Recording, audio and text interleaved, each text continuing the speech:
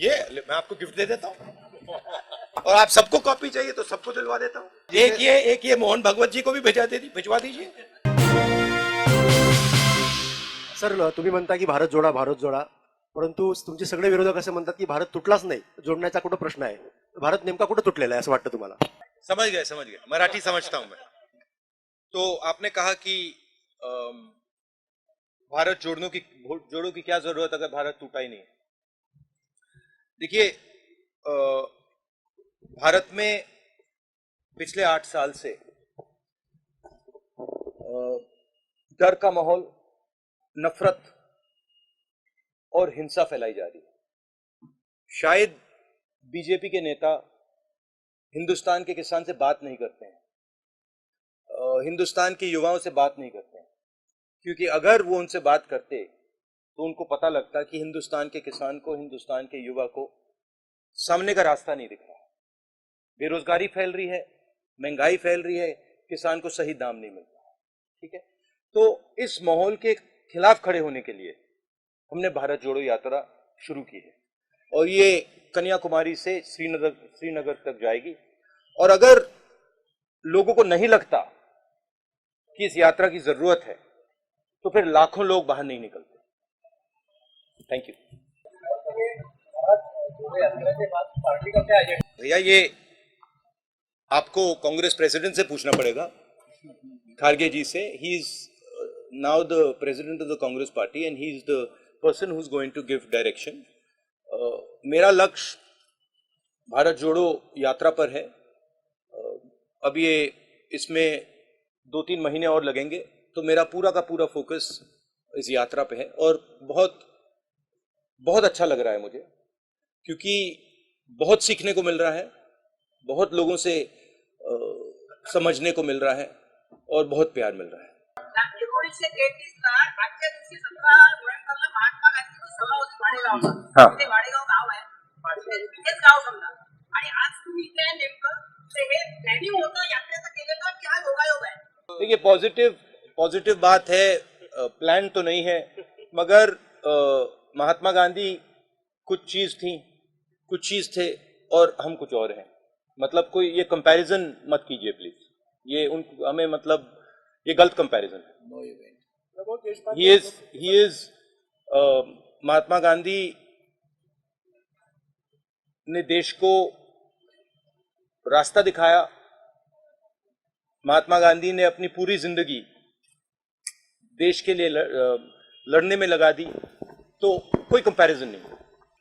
माझा प्रश्न असा होता की केंद्र सरकारमध्ये भाजपा जो सत्ताधारी पक्ष आहे त्याच्यावर अंकुश ठेवण्यात प्रमुख विरोधी पक्ष म्हणून काँग्रेस कुठेतरी कमी पडताना दिसतो, तर या संदर्भात पक्षाची पुढील रणनीती काय राहणार आहे आणि 2024 साठी प्रमुख अजेंडा काय राहणार आहे पक्षाचा? नहीं, देखिए,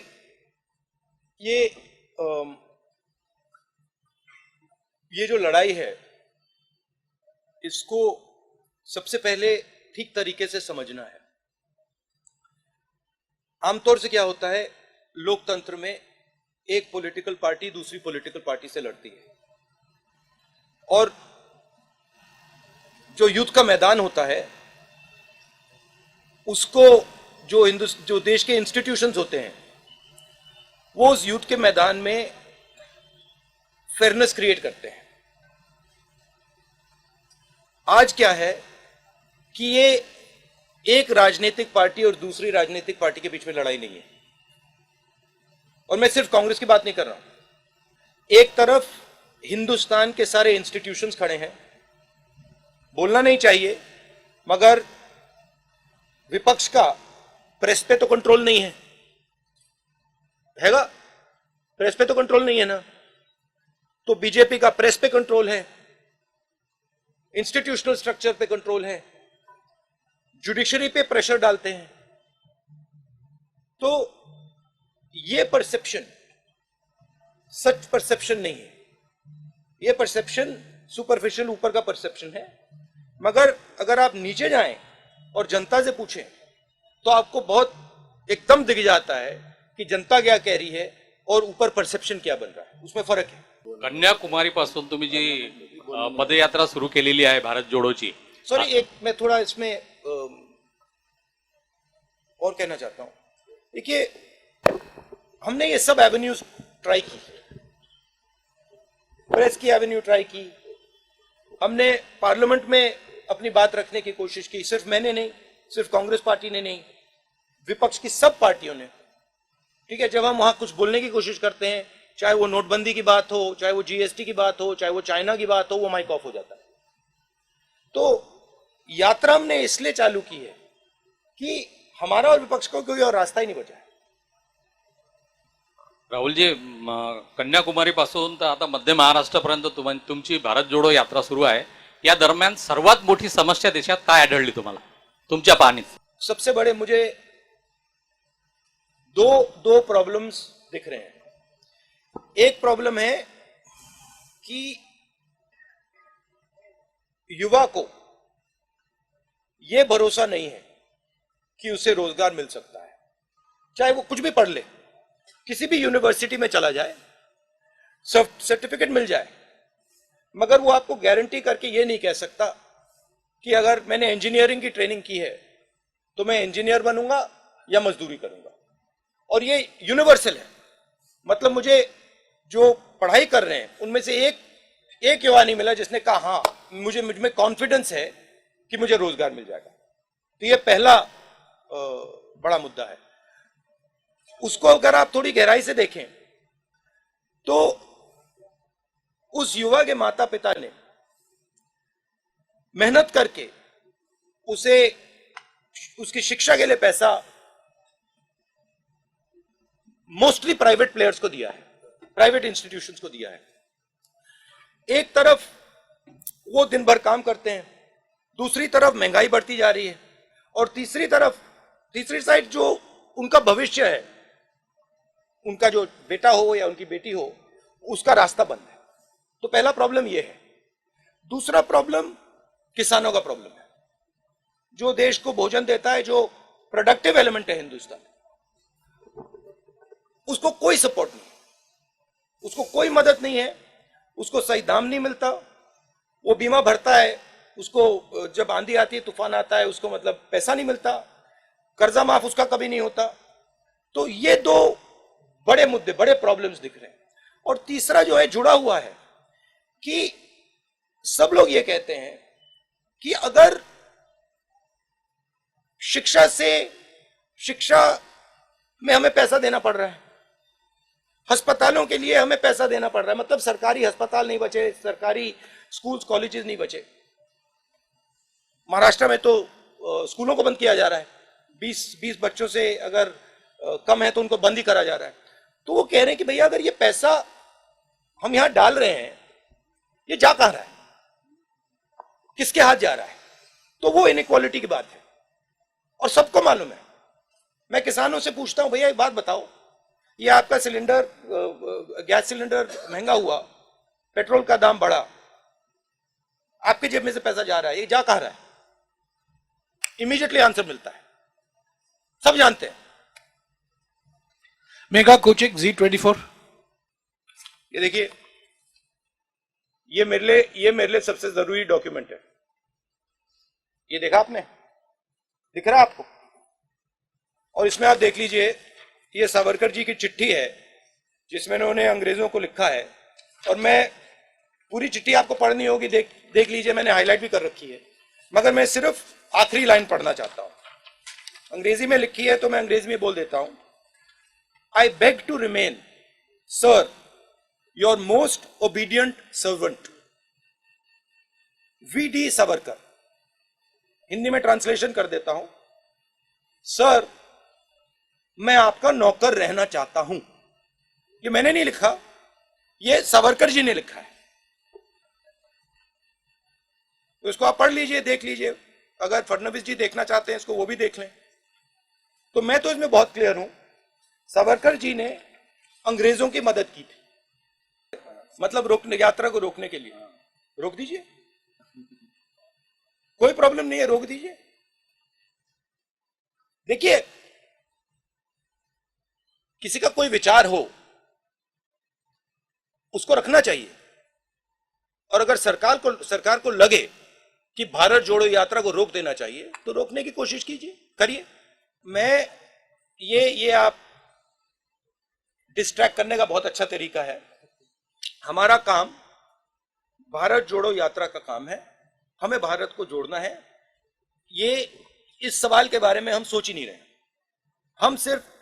हम कन्याकुमारी से शुरू किए हैं, हम श्रीनगर तक जाएंगे और वहां पर हम तिरंगे को लहराएंगे। ये हम कर रहे हैं, ये हमारी तपस्या है, और हम और कुछ चीज के बारे में नहीं सोच रहे। मेरा सवाल यह है कि हिमाचल प्रदेश में जब इलेक्शन हुए तो आपने 40 रैलीज की थी और पिछली बार गुजरात में भी बहुत बड़ा कैंपेन आपने किया था, पर इस बार आपके इक्का दुक्का सिर्फ रैलीज है गुजरात में, तो ऐसा क्यों? क्योंकि जैसे मैंने अभी बोला, हमने सितंबर में भारत जोड़ो यात्रा शुरू की। हम इस यात्रा को श्रीनगर तक ले पूरा करना चाहते हैं। जरूर अगर कांग्रेस प्रेसिडेंट हमें कहेंगे कि हमें गुजरात जाना है, हिमाचल जाना है, तो हम जाएंगे। यात्रा एक सोच है, एक काम करने का तरीका है, एक कह दो एक इमेजिनेशन है।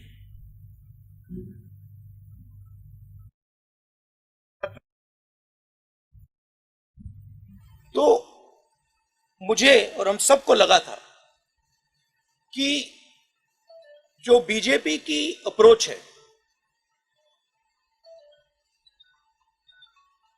नफरत से भरी, डरी हुई,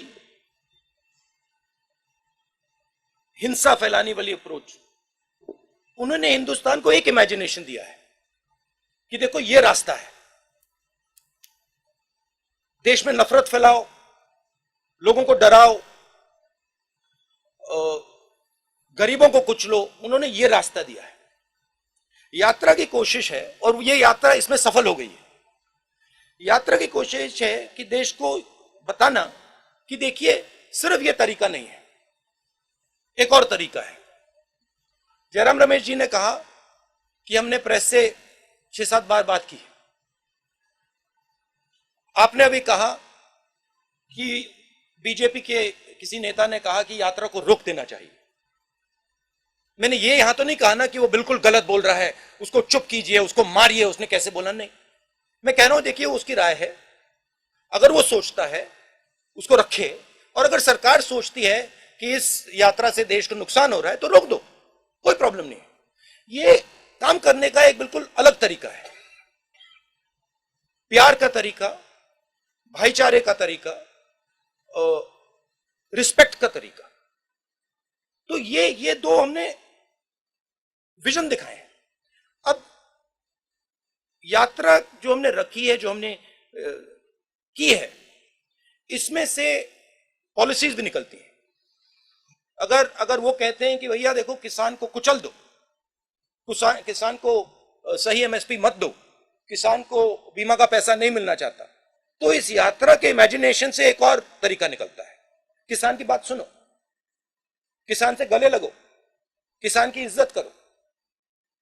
तो इससे पॉलिसीज भी निकलती हैं, इससे एक्शंस भी निकलते हैं। अब कांग्रेस के सब लोगों को लग रहा है हाँ भैया चलने में फायदा है, राजनीतिक फायदा है, लोगों से बातचीत होती है, सीखने को मिलता है, प्यार मिलता है, वजन भी कम हो जाता है। तो अलग अलग फायदे हैं, अलग अलग जो भी चाहता है वो फायदा ले सकता है। मगर मेन मैं बात यह कहना चाहता हूं, ये दो अलग इमेजिनेशन हैं। एक मैंने यहां पे आपको सावरकर जी की चिट्ठी दिखाई, एक वो इमेजिनेशन है, और एक आपने पहले गांधी जी की बात की, वो दूसरा इमेजिनेशन है। तो ये देश में इन दो इमेजिनेशन की लड़ाई है। लेकिन सावरकर जैसे नहीं, no supplementary please, Savarkar no supplementary please, no supplementary. Ravindra Ambedkar जब आता है तो नो विपक्ष में प्लीज फूट भी पड़ जाती है। सुनिए प्लीज, नो सप्लीमेंट्री। जरा बोले, देखिए आप एक बात समझिए, ये मेरी राय है, ये मेरी राय है कि जब सावरकर जी ने ये चिट्ठी साइन की, गांधी जी, नेहरू जी, पटेल जी, ये सब सालों जेल में रहे, कोई चिट्ठी साइन नहीं की। मेरी थिंकिंग है कि जब सावरकर जी ने इस कागज पे साइन किया, उसका कारण क्या था? उसका कारण डर था। अगर वो डरते नहीं, वो इसको कभी नहीं साइन करते। और इस सिग्नेचर में धोखा था। जब उन्होंने ये साइन किया, वो हिंदुस्तान के जो सब नेता थे, महात्मा गांधी, सरदार पटेल, उन सबको उन्होंने धोखा किया और उन्होंने उनको कहा कि देखो तुम गलत कर रहे हो, तुम्हें भी साइन कर देना चाहिए। तो ये दो विचारधाराएं हैं। हमारी पार्टी में हम डिस्कशन करने के लिए तैयार हैं। अगर कोई सोचे कि नहीं भैया यात्रा को ऐसे चलाना चाहिए, हम प्यार से सुनते हैं। हम डिक्टेटर नहीं है यहाँ पे। मैं फिर से आपसे गुजारिश करूंगा, सप्लीमेंट्री मत पूछिए क्योंकि और लोगों का टाइम घटेगा। Marathi news digital news channel, Ravindra Ambekar ji. जी, आप जिस विचारधारा का विरोध करते हैं, चुनाव आते ही आपके सारे विधायक उस विचारधारा की पार्टी में ज्वाइन हो जाते हैं।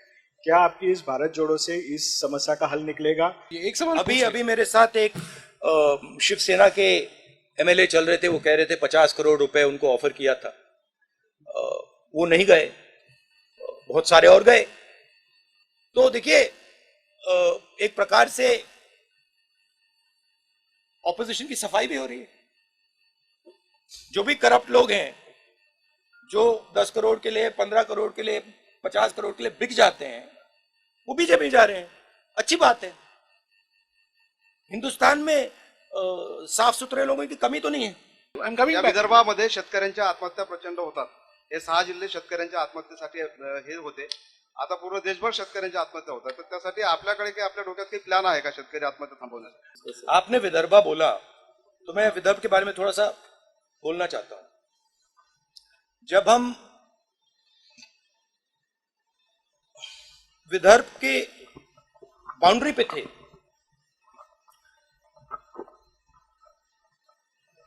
तो हमारे लोगों ने कहा कि हमें वहां पे अंदर आने से पहले वहां पे आपका एक गीत सुनना है। आप थे वहां पे? नहीं, आप नहीं थे। वहां पे गीत सुनना है। तो मैं वहां पे गीत सुन रहा था और मेरे दिमाग में सवाल था उस टाइम, जब वो गीत गा रहे थे, मुझे गीत बहुत अच्छा लगा। और जब वो गा रहे थे, मेरे दिमाग में सवाल था कि महात्मा गांधी जी जो थे, वो वर्धा क्यों गए? मेरे माइंड में क्वेश्चन था।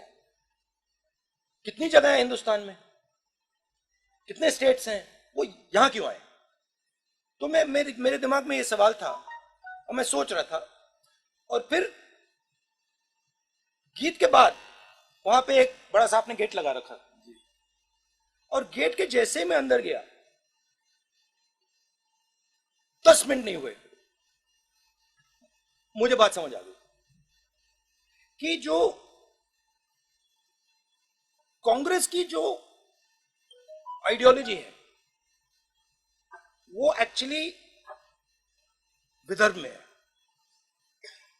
और जो नेचुरल कांग्रेसी होता है, वो सब विदर्भ में बैठे हुए हैं। अब आपने बोला विदर्भ के किसानों की बात की। विदर्भ में ज्यादा मुश्किल है, मगर ये जो आपने मुद्दा उठाया है, ये सिर्फ विदर्भ का मुद्दा नहीं है, ये पूरे हिंदुस्तान का मुद्दा है। विदर्भ में पानी की समस्या है, उसके बारे में कुछ किया जा सकता है। मगर जो हमारे प्रोड्यूसर्स हैं, जो खेती करते हैं, उनको प्रोटेक्शन देने की जरूरत है, उनको उनकी रक्षा करने की जरूरत है। जैसे कोई परिवार में कोई जो ब्रेड अर्नर होता है, वो जरूरी होता है, उसकी प्रोटेक्शन करने की जरूरत होती है। वैसे ही हमारा जो किसान है, वो देश को भोजन देता है। आजकल हमारी मेंटालिटी, सरकार की मेंटालिटी कि भैया हाँ देखो, ये खेती कर रहा है, उसको छोड़ दो, करने दो, सही रेट मिले ना मिले छोड़ दो, कर्ज माफी की जरूरत है नहीं, छोड़ो। ये एटीट्यूड बदलना पड़ेगा, उसको सेंटर में लाना पड़ेगा।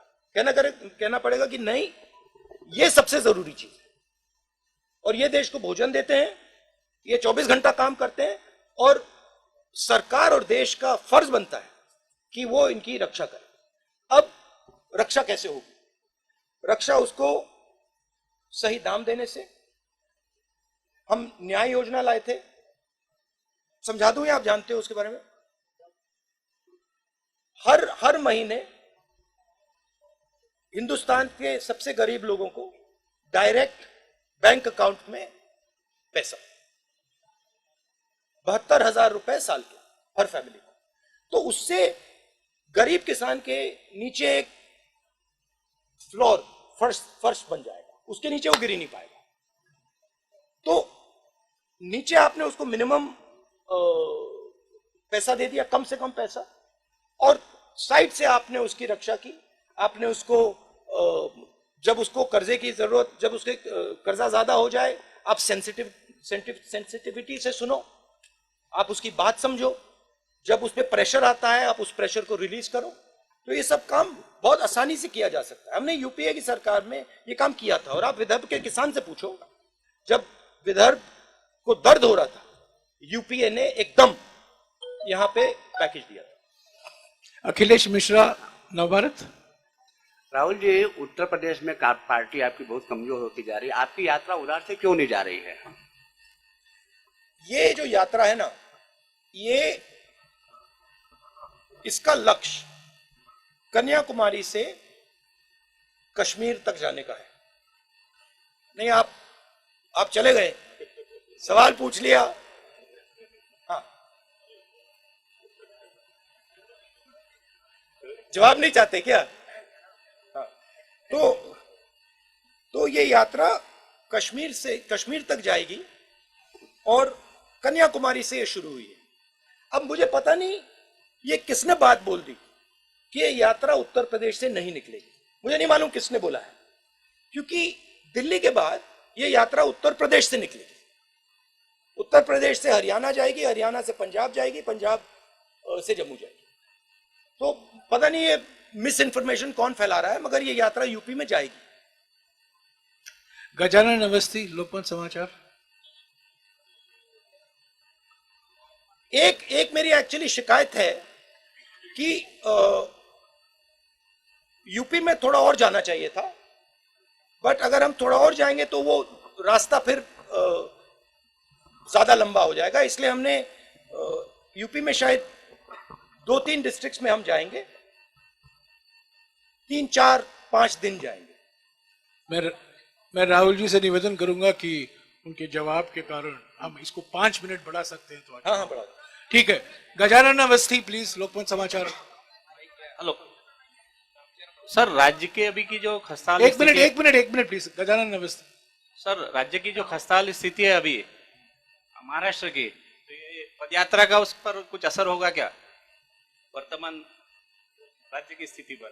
नहीं, राज्य मतलब महाराष्ट्र के राज्य ये थी कि हाँ, पार्टी की स्थिति कमजोर नहीं है। महाराष्ट्र में कांग्रेस की विचारधारा, और ये मैंने जयराम रमेश जी से कहा, मैं आपको बताऊं सबसे अच्छा रिस्पांस महाराष्ट्र में मिला है। नेचुरल कांग्रेस है ये। और मुझे मतलब ये बात बहुत समझने को मिली है, ये यहां पे नेचुरल कांग्रेस है, मतलब ये डीएनए है कांग्रेस। तो यहां कांग्रेस पार्टी मजबूत, कमजोर बिल्कुल नहीं। वैभव गंजापुरे, टाइम्स ऑफ इंडिया प्लीज। देखिए, फ्यूचर तो आप प्रेडिक्ट करते हो, मैं तो करता नहीं हूं, मगर असर जरूर पड़ेगा, पॉजिटिव असर पड़ेगा। वैभव गंजापुरे। राहुल जी, जब आपका यात्रा खत्म होगा कश्मीर में, तो आप क्या बदलाव देखते हैं भारत में, और कांग्रेस पार्टी को कैसा? एक सवाल अंग्रेजी मीडिया भी हिंदी में पूछ रही है। अच्छा है, ठीक। Okay, how it will benefit the Congress when you and your यात्रा इन Srinagar? Look, I am not a soothsayer. I cannot predict the future. But you must have thought something. You asked a question. Let me answer the question.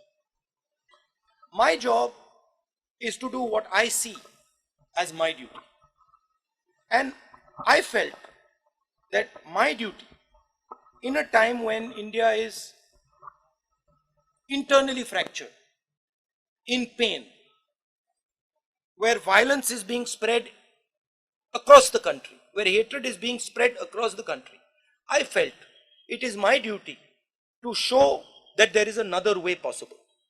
That there is a way possible where you are affectionate and loving to people, where you can disagree with them, where you can say, I actually don't like your views, but I can still go to you and say, I don't like your views, but I'm ready to listen to your views, and I'm not going to beat you because I'm more powerful. I'm not going to thrash you because I'm more powerful. So I thought it was my duty as an Indian citizen to place that on the table.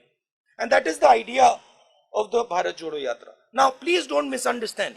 It is not only my duty, and it is not only I who is thinking this. Large number of Congress people feel the same thing. And millions of people, farmers, youngsters, men, women, feel the same thing. So I think it's a very powerful thing, the Yatra. And I think if people think about it with a little bit of depth, they will realize that the principles that we are putting across here are not just political principles. They are principles that you can use in your life. They are principles that you can use with your brother, with your sister, with people you are working with. A little respect will not weaken India. It will only strengthen India. A little bit of affection, a little bit of love will only strengthen India. So that's the idea. Now what happens after the Yatra? Let's see. अभिनय देशपांडे हिंदू देशपांडे हैं अभिनय देशपांडे नहीं आए I don't understand why people feel that hatred makes a country strong. I don't understand it. Right? I don't understand why people feel that being abusive, being nasty, being cruel makes a country strong. I think it makes a country weak. I think it is cowardice. And I think that's not what India is. I think India has shown the whole world. I remember I asked Nelson Mandela after he came out of jail 26 years. Right? I asked him, Mr. Mandela, you were in jail for so long, what gave you hope? He said, India's freedom struggle gave me hope. I said, what do you mean by that? He said, well, what Mahatma Gandhi taught. The fact that you should be compassionate even to your opponent. You should respect even your opponent. These are Indian values. They are the most powerful values. And in the world that we are facing today, with the United States and China and war here and there, this is the most powerful thing that we have. Why are we throwing it away? Rahul ji ने आपके साथ 40 minute गुजारे हैं मैं राहुल जी से निवेदन करूंगा please 40 minute हो गए हैं प्लीज मैंने पहले क्या कहा है प्लीज नहीं बिल्कुल नहीं आप एक ही ग्रुप के हैं देखिए नियम मत तोड़िए मैं राहुल जी से गुजारिश करूंगा आखिर में महाराष्ट्र की जनता के लिए अगर वो कोई संदेशा देना चाहते हैं 2 मिनट बोल लें नहीं कोई सवाल नहीं 40 मिनट हो गए हैं सवाल आप प्रधानमंत्री जी से कीजिए सवाल किससे करना है उनसे कीजिए महाराष्ट्र प्लीज उनको बोलने दीजिए प्लीज बैठ जाइए महाराष्ट्र की जनता और महाराष्ट्र के जो किसान हैं और महाराष्ट्र के जो युवा हैं मेरा उनके लिए मैसेज ये है कि मैं अब